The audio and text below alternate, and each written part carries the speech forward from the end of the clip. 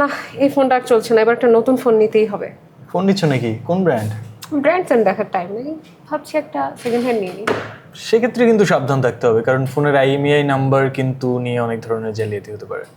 তা তো থাকবোই, বক্স ছাড়া ফোন কিনবো না। না, সেটাই কিন্তু যথেষ্ট না। দেখো, IMEI নাম্বার তো একটা পরিচয়পত্রের মতো ফোনের, এটা কিন্তু গোপন থাকা উচিত। কিন্তু তুমি যদি সেকেন্ড হ্যান্ড ফোন কিনো, তার মানে এই নাম্বারটা অলরেডি কেউ জানে। ঠিক বলছো তো, এমন হলে তো অন্য যে কেউ আমার ফোনের লোকেশন ট্র্যাক করে ফেলতে পারবে। এছাড়া তথ্য হ্যাকেরও তো একটা সম্ভাবনা রয়ে যাচ্ছে। না, সেটা তো আছে, কিন্তু সবচেয়ে বড় ঝুঁকি হলো ক্লোনিং। মানে হ্যাকাররা তোমার IMEI নাম্বারটা কপি করে অন্য ফোনে বসিয়ে দিতে পারে। মানে তখন হয়তো ওই ফোন দিয়ে কোনো অপরাধ করলে পুলিশ কিন্তু এসে তোমাকে ধরবে। বলো কি, তাহলে তো বেশ ভয়ঙ্কর ব্যাপার। মানে বুঝবো কি করে যে আমার ফোন হ্যাক হয়েছে বা আমার আইএমইআই ক্লোন হয়েছে? দেখো, কিছু লক্ষণ আছে, এগুলো দেখলে বুঝতে পারবে। যেমন ধরো, ফোন হঠাৎ করে স্লো হয়ে গেছে, কিংবা ফোনে অদ্ভুত সব মেসেজ বা কল আসছে, একই সাথে তুমি নেটওয়ার্ক পেতে সমস্যা হচ্ছে, এরকমটা যদি হয়, এই সব ঘটনা ঘটলে সাথে সাথে তোমার মোবাইল অপারেটরের সাথে যোগাযোগ করতে হবে। তারা চেক করে বলতে পারবে যে IMEI নাম্বার অন্য কোথাও ব্যবহার করা হচ্ছে কিনা।